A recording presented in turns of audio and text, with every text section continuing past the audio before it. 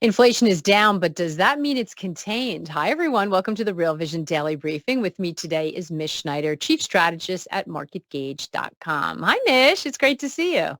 Always so much fun to be here, Maggie. Thanks for having me on. So we have had so much going on in the market since you were last with us. I know you were traveling all over the place.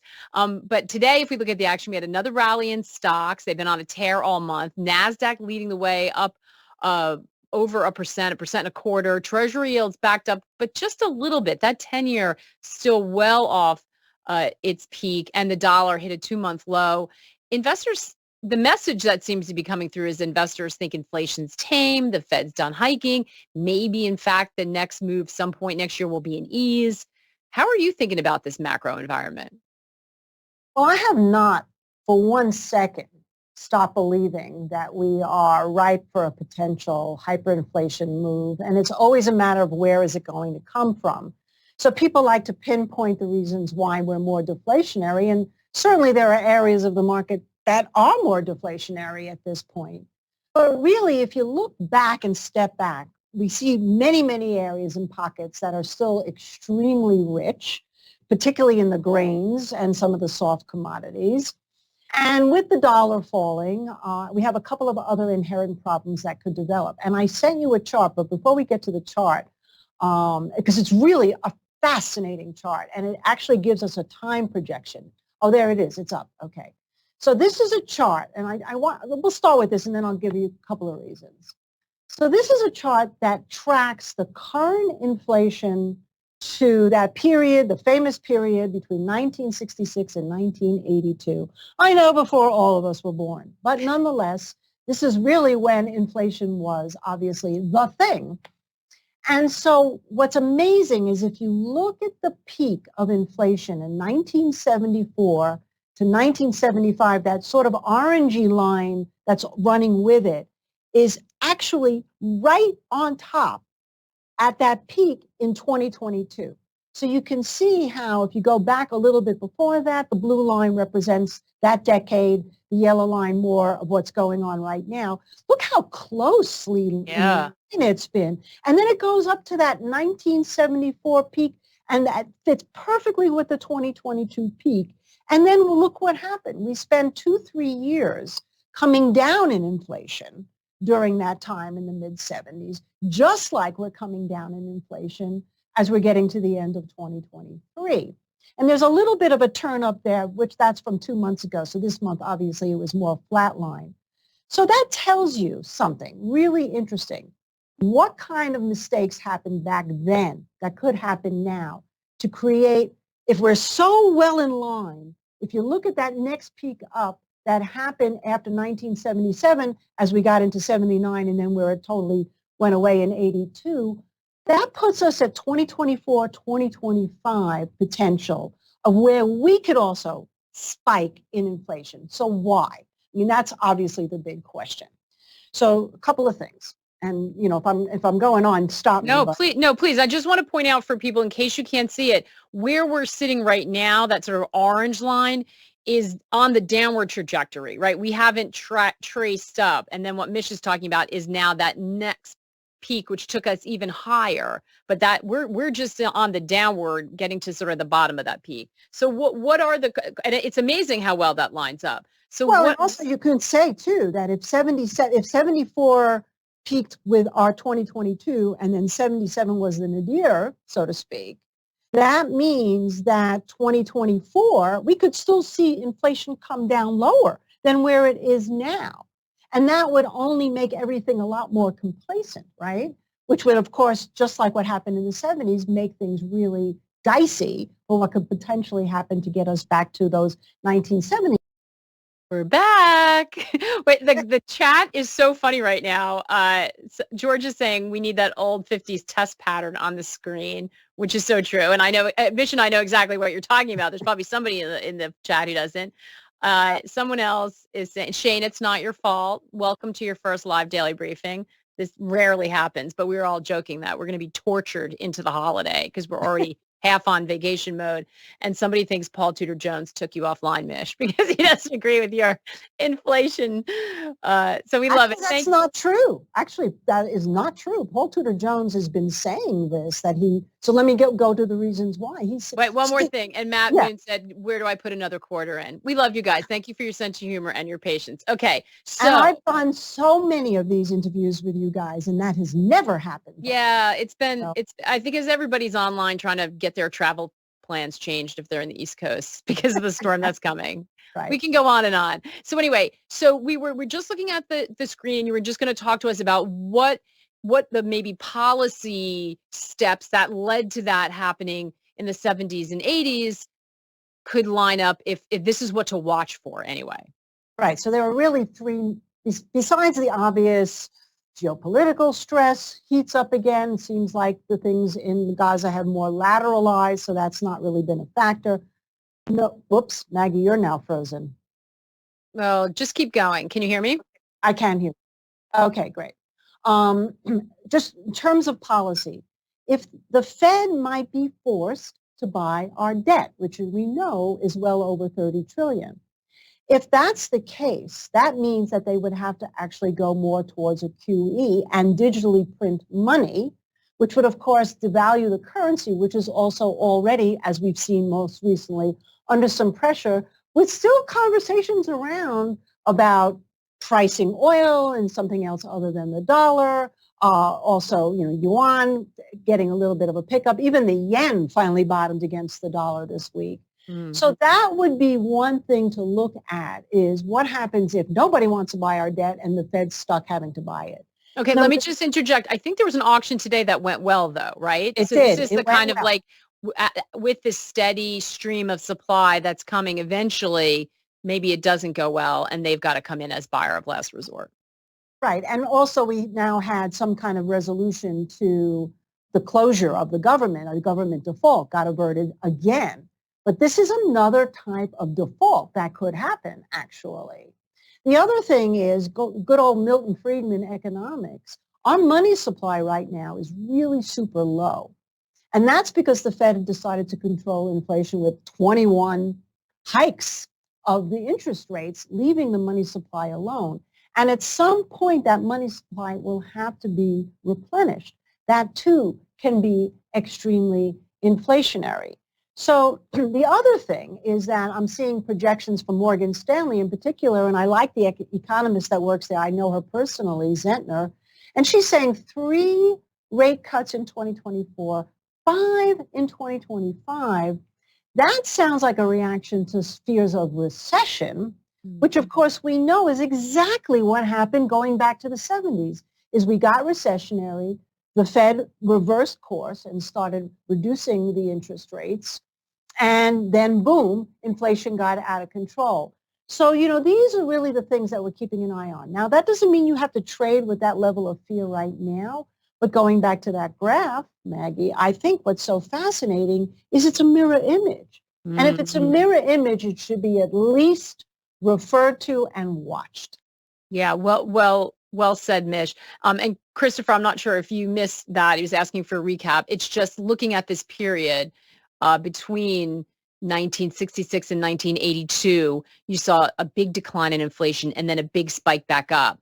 And they track really, really closely. So the concern is, and I think, Mish, you rightly point out, if it happened before, could it happen again? Not saying it is, but as we go over all the time, this is a game of probabilities. And so given some of the things that could line up, it's worth at least keeping on your radar, which right now, if you look at market reaction, it's like done, right? Inflation is done. And so that's going to be perhaps where the tension is, but that's a longer term story. So curious, given that, how you're thinking about commodities right now. Because we've seen, and that's a big grouping, so we can split it up into energy, certainly, and food. Do you see the potential for that to turn around, or what's happening? Give us short term and then kind of medium, long term, how you're thinking about the commodity space. Okay, well, there's many different categories of commodities. So, and we've talked about this now on this show for 2 years, that I'm still thinking that food commodities are not necessarily rolling over. Maybe some are, but some aren't. And of course, we always have to start with my probably rock star famous call out in sugar with Real Vision audience. And it's still trading at close to 28 cents a pound, which was really the highs that we have seen and not for a very, very long time. So if you think about the 70s, it was exactly what happened when sugar peaked and then it came off. And then in 79, it started going up to about 40, 45 cents a pound. If it breaks out over this 28 cents and it closed at like 27.60 in the continuous contract today, that's very hard to argue with, right? I mean, sugar is the insidious substance that's in every food, comfort food, but also really basically a staple around the world. We know that cocoa went to 1978 highs. Gee, what a coincidence, another 1970 reference this last week. Orange juice went to new all-time highs. Why? Because of weather, and then of course they had some kind of a crop disease that continued to impact it. And now all of a sudden I'm looking at soybeans, and you have Argentina and you have Brazil having tremendous drought. In fact, Taylor Swift had to cancel her concert, right? Because it was 140 degrees. Someone died, actually. Yeah, died. Yeah. I mean, besides the fact that it's Taylor Swift and somehow she manages to get her name in any headline, in any news item, it's like not even 7 degrees of separation. It's just one. Exactly. But still, 140. I mean, think about 140 degrees Fahrenheit. Yeah. I can't even fathom it. But the point is that people have dismissed weather issues. And now people are focusing, if we move on to oil, that we're actually possibly going to have a milder winter, which is why natural gas has gotten killed and go to the tank. That looks more deflationary. So it's nuanced, but commodities are nuanced. And they are volatile, and they do get 20, 25% corrections. Mm. And then when they go parabolic, just put up an OJ chart. You can see what it looks like when something goes parabolic, when it gets to that point where everybody wants in. And so that's my long-term view. And my short-term view, though, going back to soybeans, I started to mention, if you look at the January contract of soybeans, it's trading at around 1360, 1370. Gets to 1380, 1400. We're not that far from highs that we saw at that peak of 2022. And this is with supposedly different fundamentals, right? Mm-hmm. Rising interest rates. So that has to make you scratch your head and go, well, if these food prices are going up even with these higher interest rates, are they anticipating lower interest rates?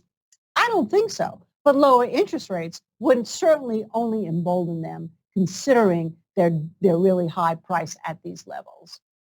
All right, so we have to watch that space. So it sounds like do we chase them from here, or you just want to kind of watch? I don't think it's a chase. I think they're basing out. I mean, I think trading something like NVIDIA might be more of a chase, over $500. But at commodities, you have to remember, these are not corporate shares. These are actual raw materials. I read today that going through the Panama Canal, some ship paid, I don't know, some ridiculous price to get through because they've had problems getting ships through. There are still problems. The flotation, the vessels that are out at sea that are actually holding crude oil, they're down to 2.75 year lows. So, it depends on what fundamental you want to look at. So with commodities, if you start to get moves over 28 cents or over 1,400 in soybeans, or if you look at gold, over 2,000. I know I've been talking about gold forever, but it hasn't really gone anywhere. It's kind of like in wait and see mode, and now actually miners have done a little better. If you take a look at some of these basic commodities that could spell trouble, they're not overpriced compared to NASDAQ, which looks a lot more overpriced. That doesn't mean it can't get more and more overpriced, but still, I still think the ratio between equities and commodities favors commodities. That's a really, really good point. So that was my next one. Can you, if you're bullish commodities, does that mean you are bearish tech, or can you think that there are gains? Because it feels like tech is the rally that people just hate on because there's been so much concern about it being overvalued, and yet it continues to lead. We saw today the NASDAQ leading the market. We know Microsoft was one of the big leaders today. Of course, there's news around Sam Altman and OpenAI and all the drama that's happening there. But this sort of, money flowing into AI seems sort of unstoppable right now. How are you thinking about the NASDAQ? Do you look at it as a whole sector, or are you cherry picking around within that? Well, our quant models, and thank God for them because they're mathematical and they're not going to get scared like we humans do when we see lofty prices that can't go higher when they can.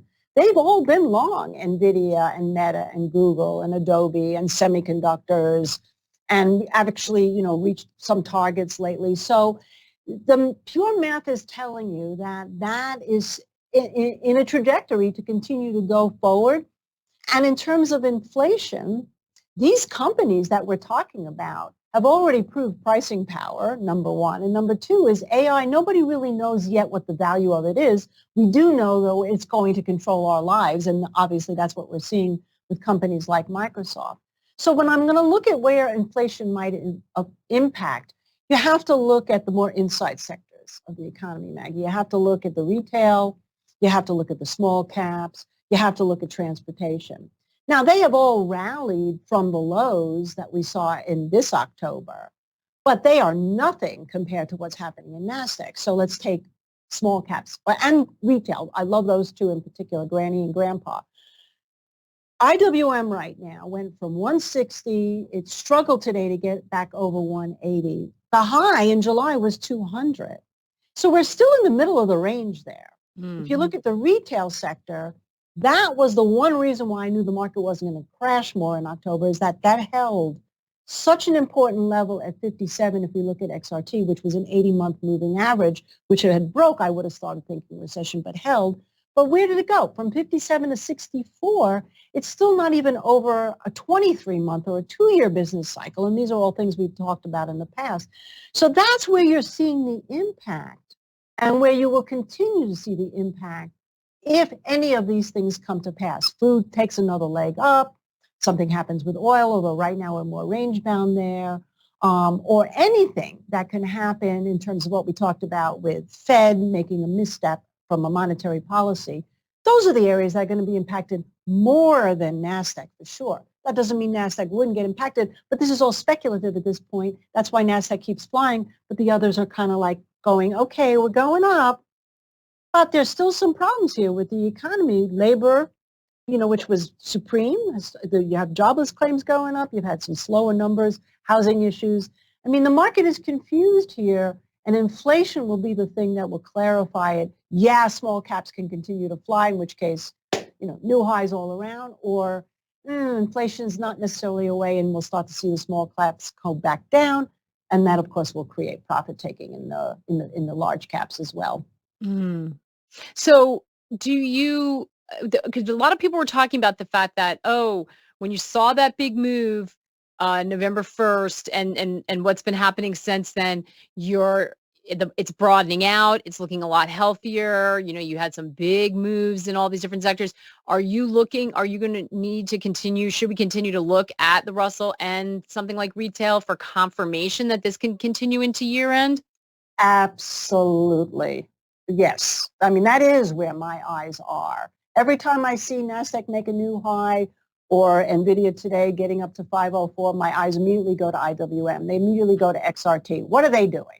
What are they telling us? And I didn't make this up. I may have made up the economic modern family, but it was Stanley Druckenmiller who called these the inside sectors of the U.S. economy because they are. I mean, that's really where you're going to get the best picture. Rick asking, 10 seem to be drawn to the 200-day moving average, 420-ish. What are your thoughts on the longer end of the curve? Oh, you're talking about the yields, you mean? Yeah. Well, again, right now, I think we saw a good auction today and the yield curve has come in a little bit.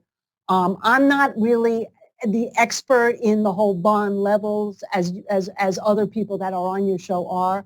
But I will say that this is exactly, again, let's go back to mirroring history. This is exactly kind of what happened where things started to come in and things got more relaxed. I know we have the minutes coming out. Everybody's looking at that. I don't know how that's going to be much of an impact. But nonetheless, it's really going to be more, the yield curve is going to be more impacted now.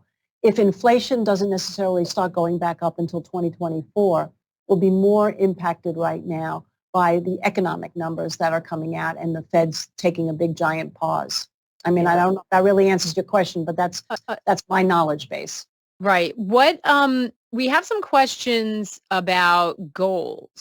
I know you're looking at metals. I think so. Talk to us a little bit about metals and what you're seeing. And I think copper that's been tough. So what are you looking at Yeah. for copper and gold? Well, it's funny because with the copper, it was the one area on our risk gauges over the weekend that still showed a risk off. And there you go. I mean, that's exactly what we're talking about in terms of, is there real economic growth happening right here? And I'm not even going to get into more government spending because that's another hot topic, but it's going on, right?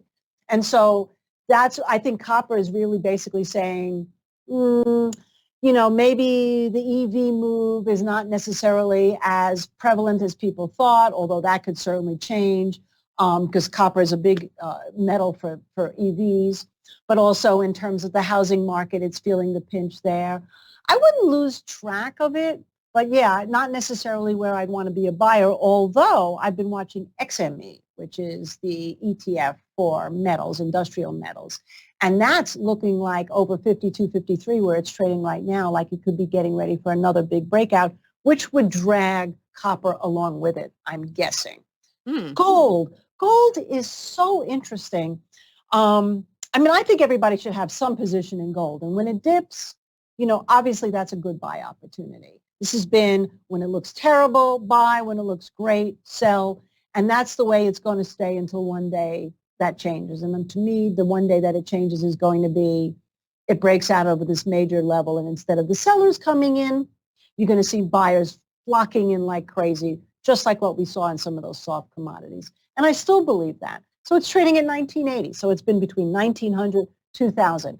$100 level in gold is nothing, really. And so I'm waiting very patiently. I like the overall chart. I think the momentum has to improve more, but I'm still waiting for a move over 2000. We've been long forever, and I don't see any reason to change that position. NIVTEJ and anti-fragile, those metal questions were for both of you. You had some form of a question in there. So Mish, you're kind enough to send over some picks, check in on some we've talked about before. And there's some, I think, new ones on here. We got to start with coin, though. You have been bullish on this for a long time, and that call has been spot on. I just looked before we came on. I mean, I know it's been on a tear. It's up 214% year to date. That's just crazy. Yeah, I'm kind of proud of that one this year because I stuck to the guns. You did, and that was a very contrarian move. I think you and Rao are the only two people that were, well, not the only. Oh, yay, I like when I'm on. Yeah. There's a couple of others that I've talked to on Spaces that have also mentioned that they were very bullish in coin. So that kind of helped me with a little bit more confidence. Not that I need anybody's affirmation on anything at this point in my life, but still, when it comes to that trade, because it was volatile and it looked like, it was almost like gold, right? It looked like it was going to just crack under $70 a share. And then it just completely turned around. And everybody thought it was going to be the announcement of the ETF spot, which hasn't necessarily happened yet. But there's been a lot of other very bullish fundamentals for Coinbase, including some of the altcoins that have done very well. And I think on the last time I was on the show, we were long Chainlink, we were long Solana. Solana's been on a tear too. On a tear, exactly. So the whole crypto space has been hot. Bitcoin itself is kind of boring here at 37, 38, sort of in pause, but that too looks like it's ripe. And I love the stories coming out of this Argentinian presidential election because this guy is so filled with anomalies. But one of the most interesting ones, of course, is that he's very, very Bitcoin friendly. So we'll see. I think gave Coinbase a shot in the arm today too. Went up to like 105. I took a little bit of profits at 96, looking to maybe take some more profits, just a little bit higher from here, and then hold that tail and see what happens. That's fun. And so some of the crypto in general, is this sort of trading like a risk asset? Would you expect as long as stocks are going up and there seems to be that risk on that's going to continue to move higher, or do you think it's sort of decoupled and trading more on its own fundamentals now? I think it started decoupling in October. because that's when we had our last conversation about all Hmm. of this. And that's when crypto was starting to get back up over 30,000. And we talked about 28,000 and up was a breakout. That's when we mentioned Solana and Chainlink. So there was already, and at that point, the market was going down before it flipped on November 1st. So I actually, at that point, I had this new theory, which I can briefly say here, which is regional banks and a lot of the banking sector might be experiencing a slow, long, painful death in the future where bartering and the way we do business globally will be more through cryptocurrency.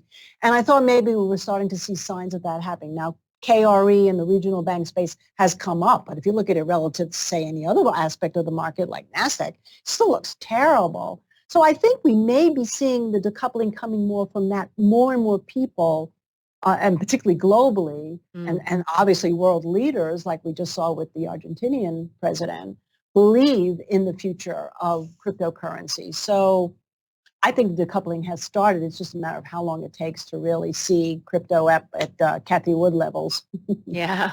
Yeah, we're following that story closely, as you can imagine. So you're also looking at a couple of other interesting things. Medical stocks. You're bullish medical stocks? Yeah, well, there's a couple I've been watching. You know, I always like to look around for things that haven't quite hit yet. Now, the one has actually, and that's Vaxcyte, that's PCVX. And today was red in a sea of green. So I thought that was interesting because this is exactly the kind of stock that will get my attention now because it means that it's not necessarily following the rest of the market. And I already knew that if you look at the chart, it's been up at around 52, 53. I believe that's the level. Just maybe make sure before I talk. Yes, it's been about 52, 53, and it backed off a little bit today. That's a very key area because it's a 6-month calendar range high, and it's the high of this whole basing that we've had. So if it takes that out, I think that's a very good-looking stock. Probably can get up to somewhere between $65 and $70, and it's it's a good biomedical stock. The other one is an oldie but goodie. It's still very cheap. That's eHealth. Now, eHealth, the reason why I got my interest is that, health insurance costs have soared, even though the CPI numbers show that they went down, and we know that's Yeah, which not to very talk to anyone seems insane because we're all exactly. dying under the cost of health insurance here in the States. eHealth traded at $150 a share back in the day. And it came way off, totally out of favor. But really what it is a shopping for health insurance online, and you get the best deal according to whatever parameters you put in. And that could come back into vogue as health insurance starts to get more and more expensive into 2024. It's trading at around 8 right now. I wouldn't jump in necessarily as a buy and hold, but I would certainly be interested. The longer it holds here at over 8, the more interesting it becomes to me. Of course, Marty asking about VNM, Vietnam. Vietnam. Yeah, well, I think we talked that we took some profit at 15.30 and then it crashed all the way back down to 11.50, and that was right before we left on our trip. And I thought, oh my God, this is the buy of the century. I can't believe it's actually down there. All right, maybe I missed that, and so got back in over 12. Now it's trading at like 13.20. It also came. I think this is a buy and hold to me, and I don't say that very often about anything. But I really do believe in the future of that particular ETF. Like I believed in Greece, and I had to wait a long time from $7 to $37. And I think that this is kind of following that same path. But I got a couple of others I've been watching. Spain, EWP. And again, I'm a little upset at myself. I didn't buy it at 28. Now it looks like it could take out 30. That could be interesting. And I haven't completely lost track of China yet. It's not at the level I want it to be, but it keeps popping back over 25, which tells me if we can get back over 28, 29, that could be interesting too. That's interesting because a lot of people think China's economy is a hot mess and that they're going to really have trouble growing, but you like it. Well, I'm watching it. It's basing, and I don't necessarily always care about the narrative of the fundamentals because I always find the technicals tell you the story first, and then the fundamentals support it. Kind of like what's happening with oil. Everybody was so negative last week. Now all of a sudden people are finding reasons for why it just went from 72 up to nearly $78 a barrel. Oh yeah, must be OPEC plus. I think you can plug in a fundamental to fit any story that you want. That's so true. We've seen that many times and they Yeah. change. We're going to do one last one because we're just going a couple minutes because we dropped out there. Bumble? Is Bumble on your list? I love it. You said it's the season for love. Yeah. The Well, dating app. that's it. I was like, 'tis the season, right? So, again, I'm thinking like, what hasn't moved yet? And I know generationally, the Gen Z generation, everything they do in dating is through app dating, but Tinder has been much more popular than, say, Bumble. But I've always been intrigued by the fact that it was a female-dominated app. And, you're talking to a person who's been married for like ever, so it's not like I'm an expert in this. But, but I just sort of, I looked at the chart. It's another one of those things that it's a terrible looking chart right now until if it's basing out, this could be a huge short covering rally or drawing new interest. And I know they're switching their whole business philosophy that they had there. They had a terrible business plan. I know they're making some changes. And if those changes work out, if you can get back over $15, again, this closed red again today as well. So these picks don't look all that interesting yet. But, it's like a yet. So keep an eye on it. That's kind of what I'm saying here. And it could be that 2024 is the year of, where dating really comes back in a big way. I love it, Mish. I love that you're keeping an eye out for what might come. We already know what's happened in the past. Very few people are willing to do that, but we absolutely adore you for sharing some of your sort of forward-looking thoughts with us. Thank you so much, Maggie. It's so great to start the week with you, Mish. Thanks so much. And you all have a very, very happy Thanksgiving. And let's hope the rally continues. Everybody's in a much better mood. Much better. Exactly. We need it. We need it.